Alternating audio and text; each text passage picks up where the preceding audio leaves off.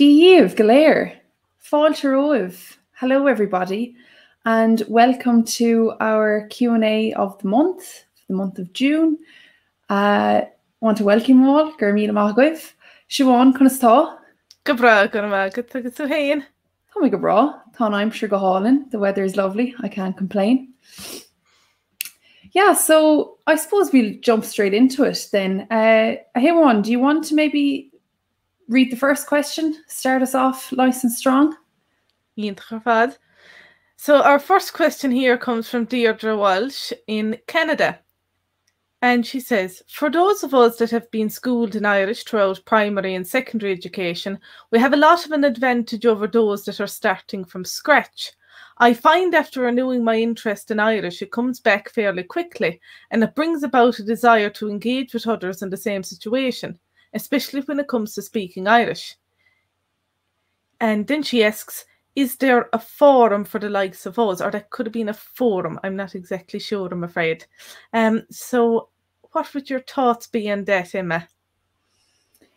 Gur míle maith agat, Deirdre as an cheist. And yeah, good question. It's, I suppose you fall into a category. You're not exactly a beginner and you're not exactly, you know, someone who's advanced and who wants to jump straight into the diaspora of Irish speakers. There's that middle ground of people who are coming back to Irish, they're relearning it, they're coming back, could be 5, 10, 20 years, every age, every kind of person can come back to it. And yeah, I think it's hard to find other people in your situation. And when I read this question, I looked on Facebook, I looked on Google, I checked a couple of sites and I couldn't actually find any. So Deirdre, you've probably done your own research as well, and hence the reason why you're asking us.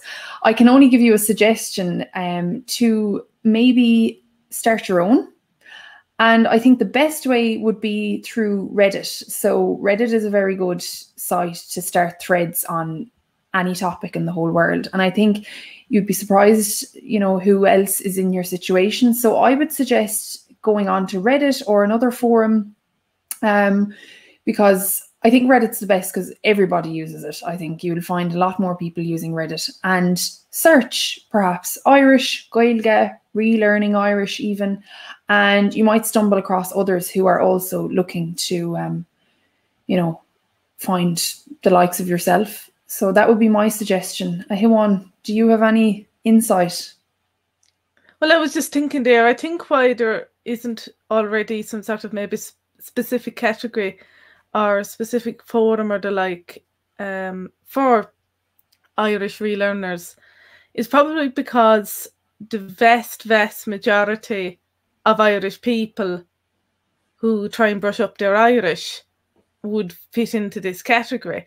So if you go to, let's say, practically any Irish language organisation in Ireland, the vast majority of people would be of the same background. They would have similarly attended school and learned Irish for about 14 years or the like. So that's the thing. So any sort of organisation in Ireland really would cover this. And of course, there would a good few of the Irish diaspora in Australia as well. And a lot of them would have been born and raised in Ireland, and therefore would be in the same situation as yourself, Deirdre. But I'd say really Irish-based groups would really be the groups you're looking for, I would say. Because that's vast majority, as I said, will be in exactly the same boat as you are. So Facebook, you could find, you know, you could do a call out on the Irish language groups on Facebook to see. I'm sure you'll find some somewhere online. That's a great idea about starting your own group as well, or something like that. And Gaeilge is a Facebook group it's only to use us Gaeilge. And I suppose for many people who have studied Irish at school, they do have enough Irish to word a Facebook post, even if it is with a lot of help from dictionaries or the like. It's, as long that doesn't matter, as long as you can talk about something as Gaeilge and as Gaeilge only, as Gaeilge one. That's fine. So that's the Facebook group Gaeilge one. So there you go. Oh, good about it, Emma. So very good. So I guess we'll move on to the next question then. Good bra. Yeah, I'll read it out. So Thomas McGaw in Salem in Massachusetts sends in a question. So Thomas says, this question is actually about a phrase that was in the email promoting this upcoming Q&A. So the phrase, quote, Bíoch seachtain deas agat, have a nice week. Is that the third person plural form imperative of be? And then the use of agut, at you. Is that common? To use the imperative third person form of be to say something to a single person. Bíoch paired with agut instead of aguiv, or am I way off the mark in my assessment? Gur míle magat. Siobhan, cad ich happen to?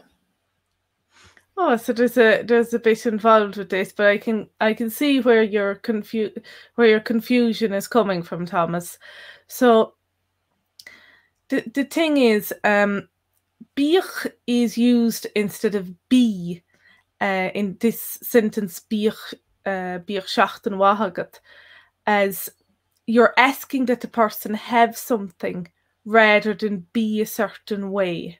So that's one way of remembering it, even, because, for example, with be cún, be quiet, be cún, but in that way you're giving an order to someone to be a certain way. Whereas when you're saying bíoch, you're bíoch, now it's not as direct. That's the thing. That's why you've probably seen it as third person as well, because it's not as direct. It's not, you can't give this bíoch order directly to the thing or to the person, to their face. It's not direct. So that's the thing about bíoch. So when you use it with agat, you want the person to have that thing. So you're not really ordering the person to do anything. It's about having it rather that they have it. So who knows, maybe someone will give it to them. Maybe it's on the object itself to be theirs. We don't know. It could depend on the context. Even with the thing of bíoch seachtain wahagat, have a nice week. Well, you can't really do much about that yourself. It's not an order exactly. Well, you have to go and make the week nice yourself. You'd hope the week would be nice, sort of thing. So it's different. Whereas, like with the case of be cún, be quiet, it's on yourself. It's down to yourself to actually be quiet or not be quiet. So you can control that. Whereas with bíoch something agat, you can't control that. Or you could. It would depend on context. So the thing about agat then, so agat in this particular sentence, in the sentence of bíoch seachtain deas agat or seachtain wahagat, seachtain deas agat was actually the one that was used in the email, but bíoch seachtain deas agat, that was the agat there signifies having. So that's the same sort of agat as is in the sentence tá madra agat, you have a dog. Now, if you were to say have a dog, as in like you were saying to someone, have a dog. Now, that could be said in, again, different contexts. And it could depend on the tone of the voice to understand fully what the person really means. Is it like have a dog, like someone's just giving out dogs, or is someone actually ordering someone to get themselves a dog? So it would depend. But bíoch madra agat, that's the difference. So tá madra agat, you have a dog. Bíoch madra agat, have a dog. So it's the same context there as have a nice week. Bíoch seachtain deas agat. So that's the thing. So, but you wouldn't say be madra agat. You wouldn't. You'd have to use be usually you would use an adjective following be. So be cún, be gajess, be nice, be gama, be good, that sort of thing. So it's something people can control. So have you anything to add there, Emma? I don't think so. No, I think you covered it all, Siobhan.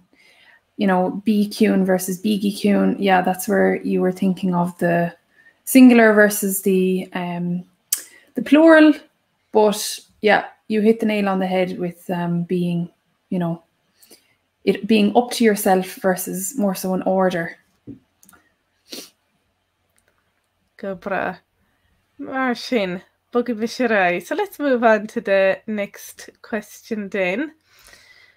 So the next one is from Marjorie in Texas. And she asks, so there are two parts to Marjorie's question here, two questions to be exact. What are some of the best ways I can get myself back into practicing Gaeilge gach lá, that means Irish every day, if I slip up by accident? And the second part is, this one is about countering distractions. So in order to maintain Gaeilge gach lá, I want to filter out distractions of any kind that would prevent me from moving along with the language. What are some recommendations you would have for getting rid of certain distractions? Any examples? So what would your thoughts be on that, Emma? Yeah, so gur míle mágad, Marjorie, for writing in. And good question, because you can have distractions. You can have every kind of distraction. It's very, you know, it depends what you're distracted by, isn't it? It's a very personal thing. But in my opinion, first of all, with practicing Gaeilge gach lá and slipping up by accident, my first advice to you is never be too hard on yourself when you're learning Gaeilge or anything or any language. And especially because you're trying to incorporate something into your life that you mightn't have had in your life ever, you know, and you're trying to get into a routine. So it's important to get yourself into a routine. And if, you know, you forget a day, that's okay. Just try hard the second day or the day after. Do an extra, you know, learn an extra word or listen to an extra half an hour of the radio or whatever you want to do, but never be too hard on yourself. And, you know, enjoy what you're doing in that sense. And then in regards to distractions, I would say to filter out, well, when I think of distractions, I think of noise. I think of noise and maybe other languages as well. So what I try and do personally is, instead of listening to the radio in English or in any other language, when I'm doing my work, as Gaeilge, I'll have Radio na Gaeltachta on. I'll have, you know, Irish language radio, Irish language podcasts, music, whatever I can possibly have on as background noise, because I think that helps to get you into the mood or into the frame of mind of, you know, practicing your Gaeilge gach lá. And then as well as that, getting rid of other distractions in regards to language, then what about looking at what you do every day? Let's say you make a coffee every morning. Why not label your coffee, label your milk, label your sugar, as Gaeilge, and start to, you know, use those every day. Look at those words, if you have to label them or if you say them out loud, whatever way works for you. If you're a visual learner or more so an oral learner, whatever you want to do, bit by bit, you'll be surprised that you'll start to associate those things with their Irish words. And I think little things like that, Gaeilge gach lá, will fall into then your routine, and you'll find yourself not slipping up, as you would say, which I wouldn't regard any of that as slipping up. You know, if you forget to do it a day or two, that's all right. But that would be my opinion on what you could do to filter out noise as well as other languages, and, you know, set aside a half an hour or set aside 15 minutes or an hour, whatever falls into your schedule of life. Set that time aside, turn on your music, talking, whatever, as Gaeilge, and sit down and maybe learn your vocabulary, or, you know, that would be my idea. Siobhan, cad ceapan too? Anwalta and chin. So they're great recommendations there, Emma. And I especially liked how you mentioned there about excluding noise, and that's very true. Noise, be it people talking around the house or the like, or any sort of noise, traffic going by, it can be quite distracting. And what I find helpful is music. So if you had Irish music, and Irish songs even better because they have the lyrics, unless you find the lyrics distracting, and then maybe not. But even Irish music without lyrics, that would get you as well into the right mindset. It can help you. But listening to songs as well, and even just singing along with songs, even if you don't get anything else done in Irish in that day, just singing along to a song, it's wonderful and amazing the amount you can learn from songs almost subconsciously. It's really something else. So I'd that's definitely a good thing to do. And that's it as well, to be listening to the radio, brainwashing yourself basically. If you're like pottering about in the garden or washing the dishes or something, have reading the Gaeilge or some podcast or something, a little child story or the like. There are loads of children's stories about now, and like on the websites léinte, and there's also léinte. I'll see now if I can find links to those now, but I'll just write those up here now. So you've got léinte. So if you Google these, you will find these two websites, and léinte, and these are very good websites for finding children's stories, and not just children's stories, short stories, geared for more advanced, well, the people advanced in age anyway. So they're good to listen to. So there's loads of stuff to listen to even on YouTube, but just be listening and listening and listening. That's the handy thing about, for example, reading the Gaeilge. It's on all the time, so you can always be listening. And of course, there are the other radio stations as well in Irish. But of course, reading the Gaeilge is the most, is I suppose the most famous, and also the most national. It covers the whole country, so you're going to hear all the different dialects more than perhaps on any other radio station. That is a good variation on them all. So those were very good points you made there, Emma. So have we anything there from the comments coming in? Yes, actually, there was one small question. Brian asked it, and Brian asks, is it Gaelic or Gaeilge even maybe, or Gaeilge? And that's a very good question.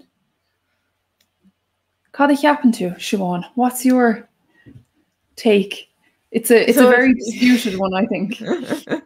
Well, I suppose it completely depends on where you're from. In Kerry, I would say more sort of Gaeilge, and then in Ulster, Gaelic more. It's said a bit different. I'm not pronounced it right, I'm sure, but it's pronounced closer to Gaelic than any of the other pronunciations.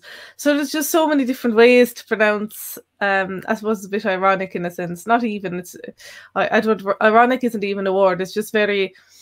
It just goes to show how Irish is, I think, when it comes to just how there's about maybe 4 ways to pronounce and even spell the name for the language itself. But that's it. That's the thing. So they're all equally the same. Gaeilge, as in Gaeilge,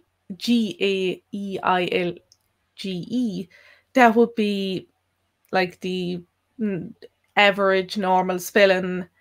But how you pronounce it, or if you want to write it, that's grand, whatever way, as long as you just don't make up your own spelling and pronunciation. But if it's there already, feel free to use it. That's it. There's nothing wrong with that. We have another question, Siobhan, if you don't mind, and it's one directed at you. Where are you from? Cadastu. Go bra, mar sin. Is as Gaeilge agus tibredarden me. So I'm originally from Gaeilge, but I've also spent most of my life in Tipperary. So I'm from both, and I suppose the mixture shows at times. You've dual nationality of both of them. Yes. Your passports and everything. Very good.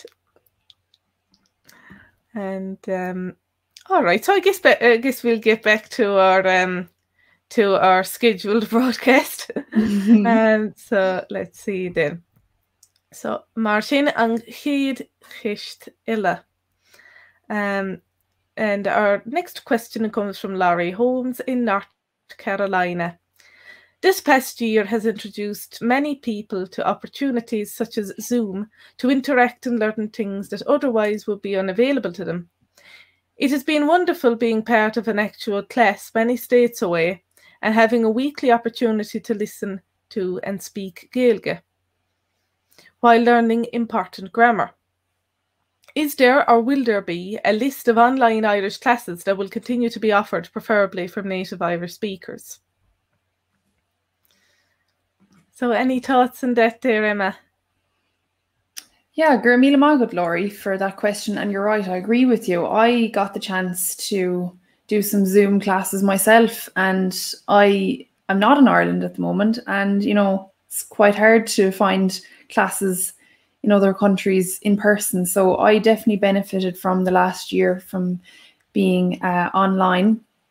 And I'm glad you asked, because we have, at Bitesize, we have some memberships, and one of those memberships is our Grow program. And within that Grow program, we have a weekly call every Tuesday hosted by our very own Siobhan, and that gives you a chance to practice with other speakers from a script that's given.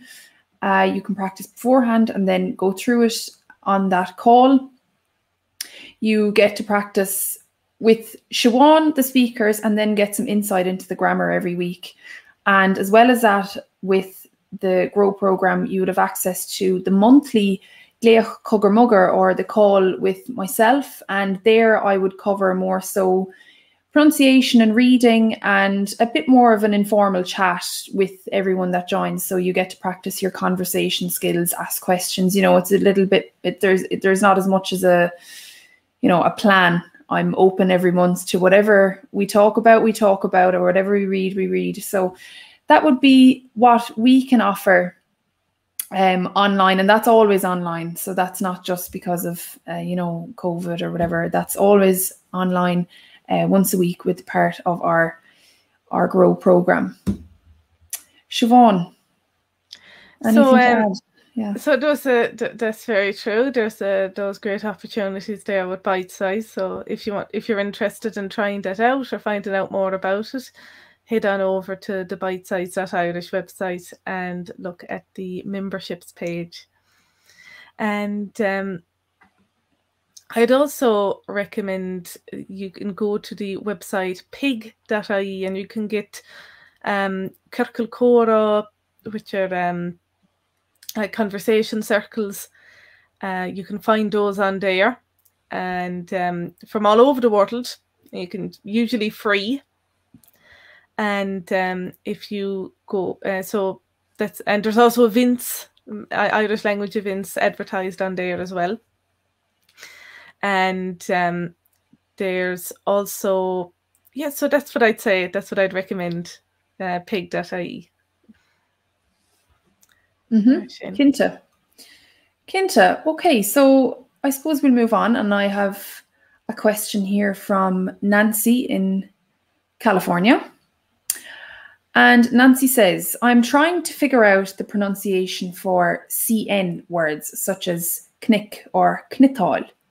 On Forvo, it sounds as if the initial sound is a kr. Is this correct? Also, words with combinations of MH and BH, such as nav vos varocht. Is njásarocht close to being correct? Thank you so much for your time. Now, Hiwan, I said knick and knittal, and I'm very sure that you would pronounce those differently. That's correct. I'd be more inclined to say crook and crital. But I'd change depending on who I'm speaking Depending on who you're talking to, yeah. That's the thing. But that's the thing, and there's a reason behind that too. So first of all, I'd say when it comes to Forva is a brilliant site. But when you want to get a more balanced view, or rather hearing maybe, of how a word is pronounced in different dialects, if it is indeed pronounced differently in different dialects, because some words don't change that much at all. But I'd go to Changlan.ie. I would recommend that for getting your pronunciations. And Forvo is brilliant as well, though, definitely, especially for words that are not in Changlan. But the only thing is, sometimes you'll only get it in one dialect. Sometimes you get it in multiple dialects in Forvo, so it depends. But I'd recommend Changlan anyway. Check it out. Maybe compare them all. Check out Forvo as well for the same word. But getting back to CN, in Munster Irish, you see, the N in CN is pronounced as an N. But in Connacht and Ulster Irish, the N would be pronounced as an R.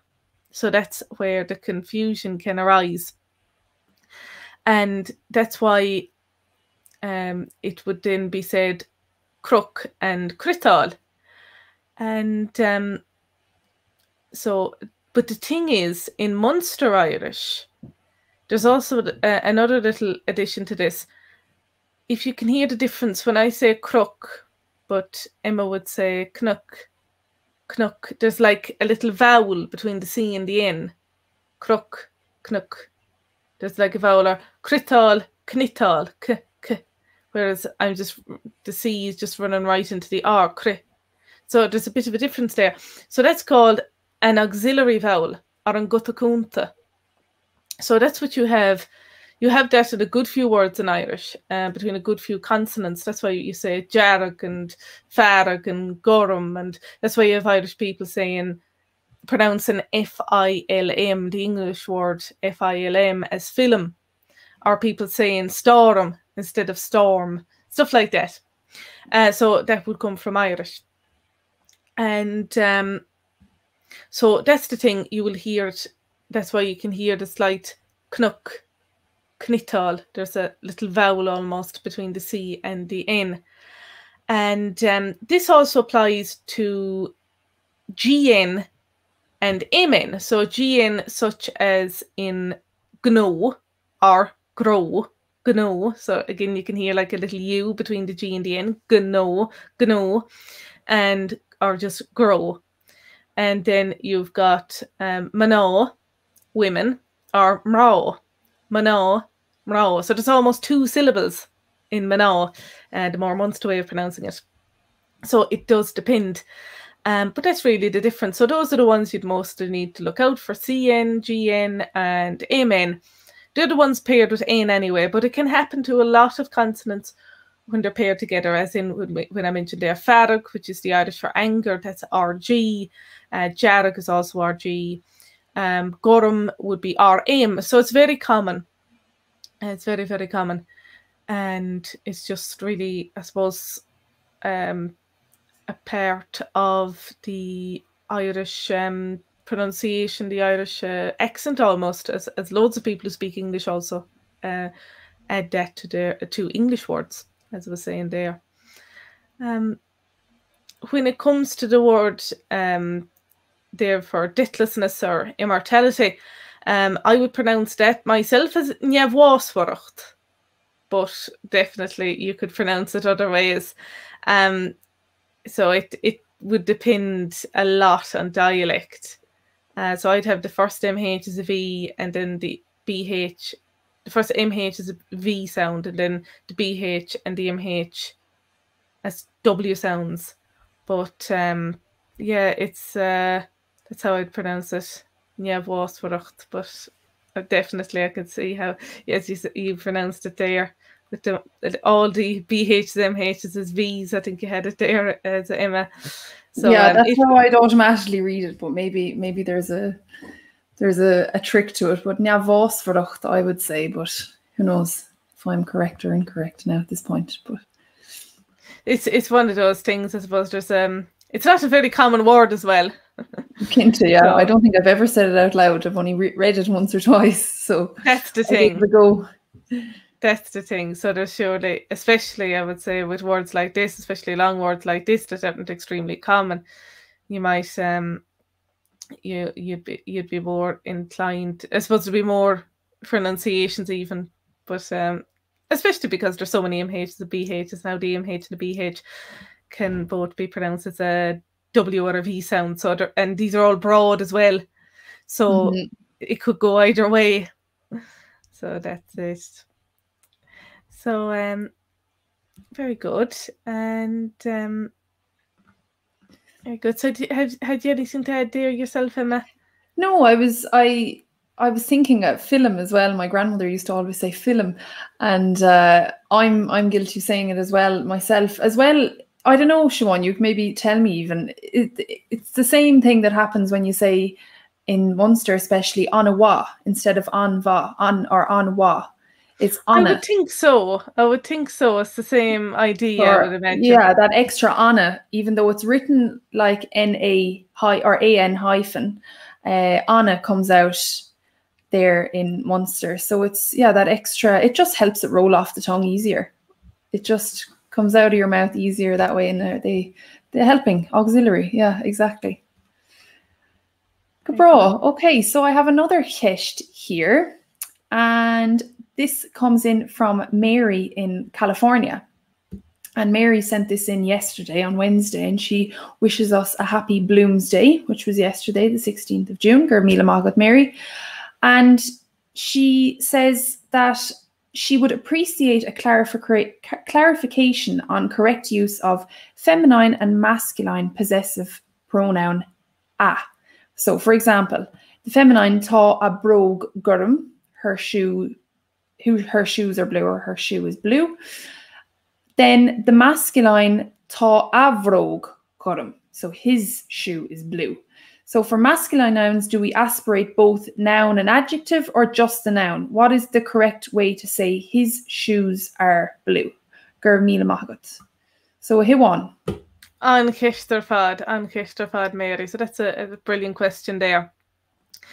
So when it comes there to, well, bróg, first off, just to clarify, bróg is a shoe and bróga are shoes. So that's just one thing there. So if you were to say tá a bhróga gorm, that would be her shoe is blue, as you were saying there, Emma. And tá a bhróga gorm, her shoes are blue. So the only thing you need to change in this specific sentence is bróga. No need to change gorm. That wouldn't change it being it being plural rather than singular. So so the thing there is no, you wouldn't aspirate, as you called it, or lenite, or add a shave up, all different ways to say the same thing. In other words, add a H after the G in gorm. When the A means his rather than hers or theirs. So so it would be tá a bhróga gorm. Tá a bhróga gorm. That's his shoes are blue. Tá a bhróga gorm. His shoes are blue. And to say her shoes are blue, you do indeed say tá a bhróga gorm. A bhróga. So as you can see, that's the only difference there. A bhróga, a bróga. So there's no shavu here, because a here means her. That's how you can tell what the a means, if it's his or hers.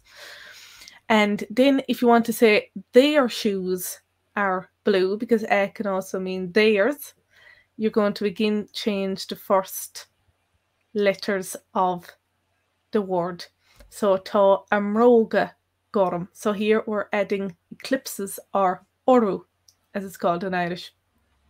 So tá a mbróga gorm. Their shoes are blue. So as you can see, the only thing that changes in all of these three sentences is the beginning of the word bróga.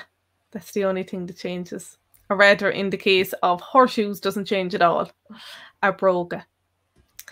So was there anything else to add there? I don't believe I have anything more to add. Have you there, Emma? No, you have it covered. A and a, so he gets a shevu, she gets nothing, and then there gets an uru, and that's your rule. Because it can be quite confusing, but once you know the rule, then you'll never mistake it again. So go bra. Léinte chuir fad, mar sin. Mar sin an chéad ceanile, so I guess we'll go on to the next one here. The next one here is from Paul. And he says, Cajé mar atá Siobhan agus Emma is mis Paul. Mar sin céchúil to Paul. How would I say in Irish, or pronounce in Irish, I had a mug of tea, or I had a mug of coffee?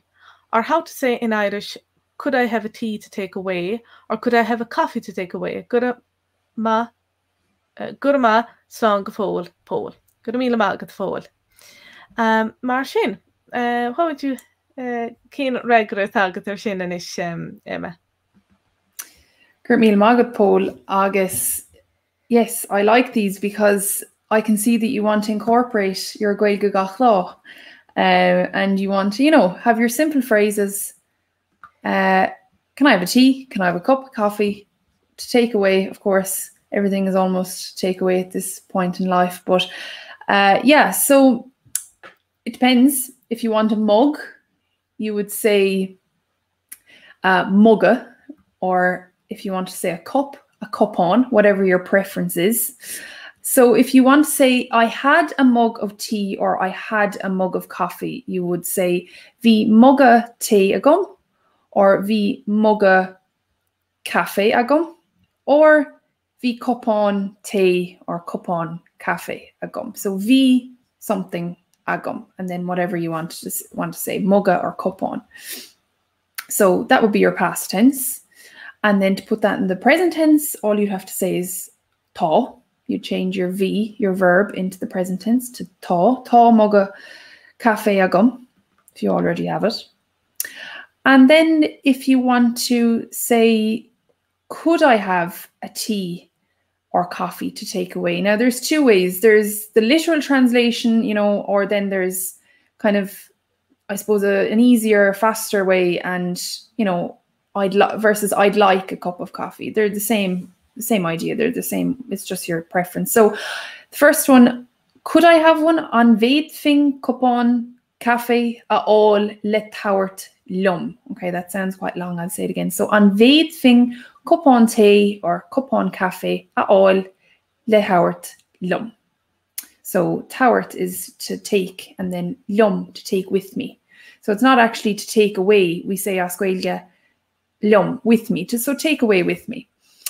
And another nice way to say that, what I would probably say naturally, would be bhálum té or cafe le tabhairt lum le the hull. So I'd like a cup of coffee, or I'd like a tea or coffee to take with me, please.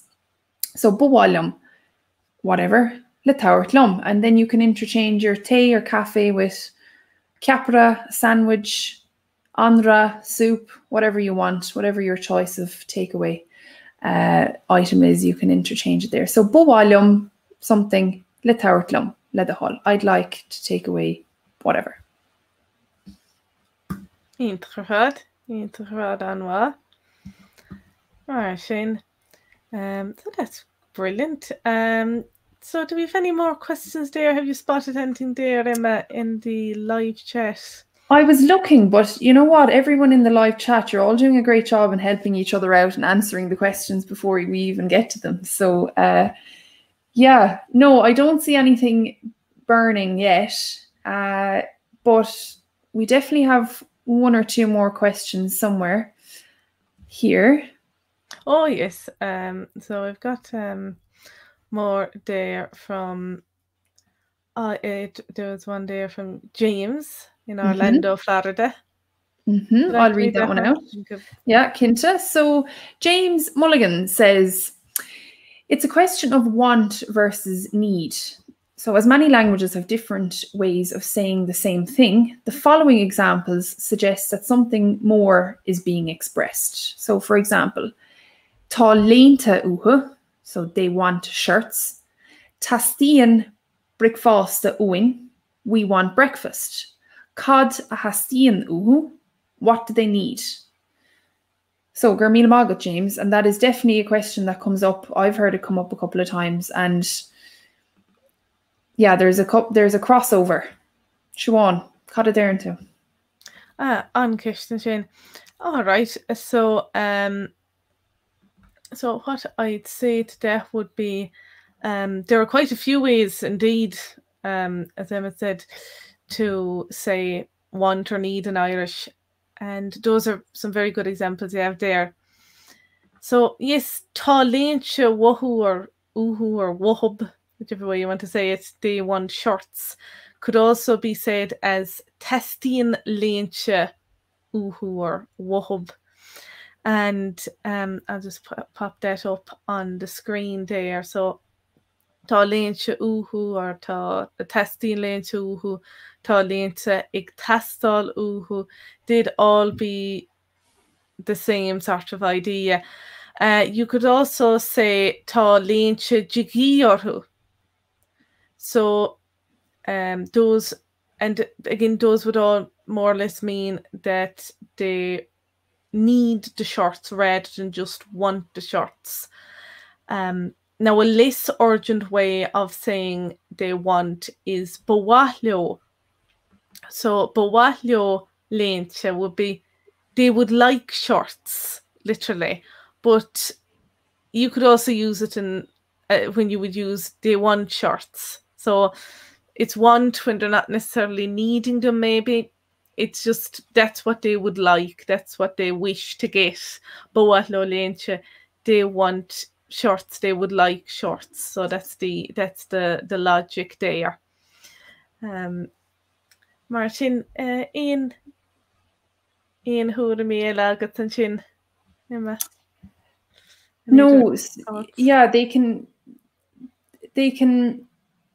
cross over. It depends how urgent it is, I suppose. And tá something uim ut, I want it, I need it. I would personally, it's again, this is just personal for me, I would say tastíonn uim would be more so for me, I need it. But again, it differs, I think.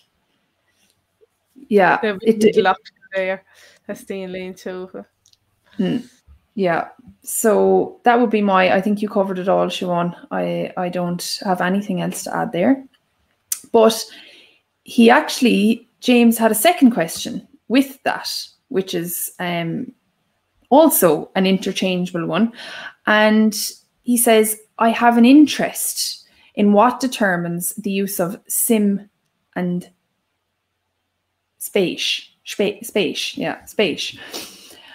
For example, tá simaice sa chomharsa, so she has an interest in the course, and tá spéis agam sa Gaeilge, so I have an interest in Irish. And that's another kind of interchangeable one as well. Siobhan, cad you happen to? Untitled Irish, James. So another great question. So as you were saying there, Emma, very interchangeable altogether.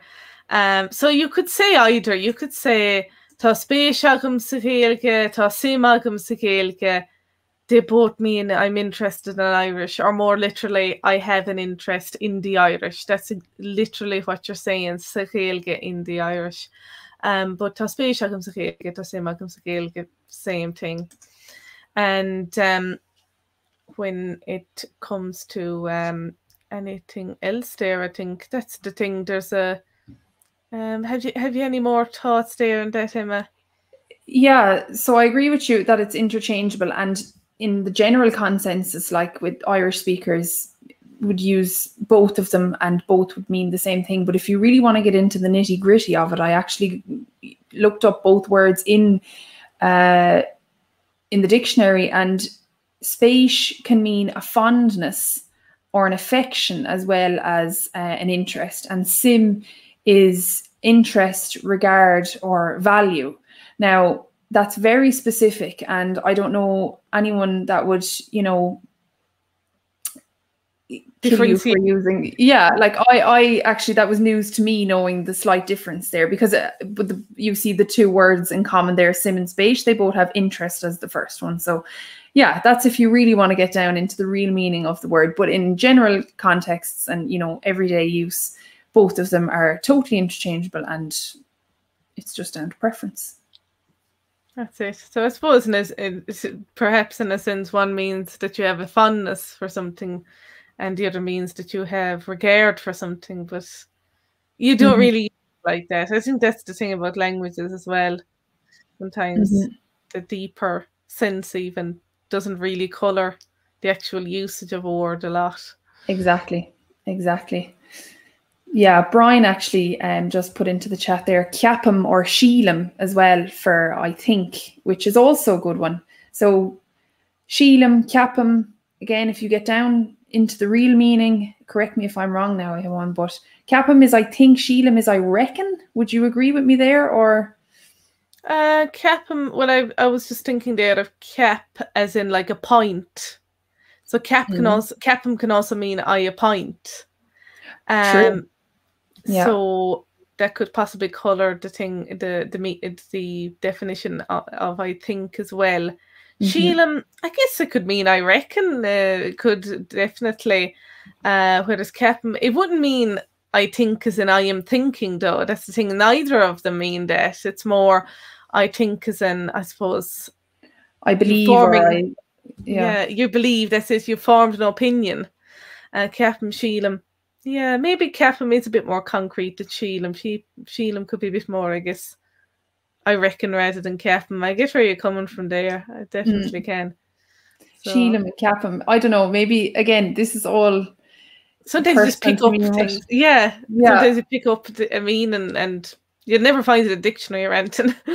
No, you'd have to do a nice study with some native speakers around the country. A new case study on what people would say on both of them, or is there really a difference? But overall, I would say, you know, it's down to whatever you want. So, right. So, let's see then. So were there any more questions there in the live chat? Let's see if I can see anything myself. But people are really chatting together, which is lovely to see. Yeah, you're all helping each other, which I like. Getting to it before us. I thought this was a good one now. Oh, from Daniel, Daniel. He's a girl member, and I recently came across the Irish term tau, which I've been trying to translate. Does it mean something like first class? Can you shed any light on how this term might be used in ordinary speech? So I guess it's more of a Connacht term, isn't it, Emma? Yeah, I don't come across this often at all. So you're definitely the expert on this one. So I guess it can have a few meanings. It can kind of mean first class as in like the pick of the bunch. So there's tau as in kind of an exclamation. And there's tau that's an adjective as well. So I guess even the exclamation is an adjective too. But as in there's the radio show Tau agus Rau, which is Rau is choice and Tau is, or Tau as is often pronounced, is kind of like the pick of the bunch. So that's the thing. And exactly, yeah, Tau is Rau or Tau agus Rau these days would stand for Agus. And the thing is, so it can mean first class when you hear, and even as I said there, when it's used as an exclamation, when people just say Tau, it's like saying grand, lovely, excellent. Kind of like saying excellent, I guess, in English.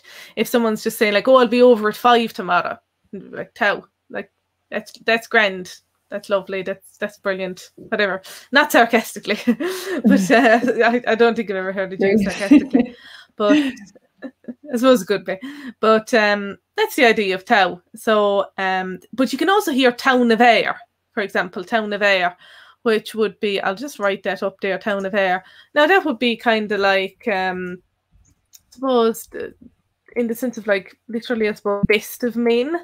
As in, like, what would you probably correct translation of that? Tau na bhéir. It's a great man, anyway. Basically, Town of Air. Top man. Top man. That's Top right. Man, That'd I be a think good would be way. the best one. That's very good. Yeah, yeah. And I'm sure you could say Town of Man as well. Top woman. Great woman. That's it. So Tau is the pick of the bunch. Something that is first class. That is a very good translation of it. That is a very good translation of it. Iontach ar fad. So very good. Very good altogether. Iontach. So that was a brilliant question there, Daniel.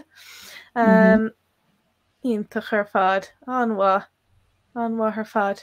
So right. So I guess we've come to the end of our questions for today. Bhí sé go háin Jess ar fad a bheith cansliv. Gur míle mágah go léir. Time flies, doesn't it? We're already an hour in. So gur míle mágah go léir, and thank you all for your lovely questions. And I love seeing everyone helping each other and the chats going on in the live chat as well. It's very enjoyable. You know, I'm reading on the side, and I'm even learning some. I'll take some notes after this, definitely, for some recommendations of books even. So gur míle mágah go léir, agus gur má agat Siobhán. Agus gur má agat sa freisin. Tá fáilte.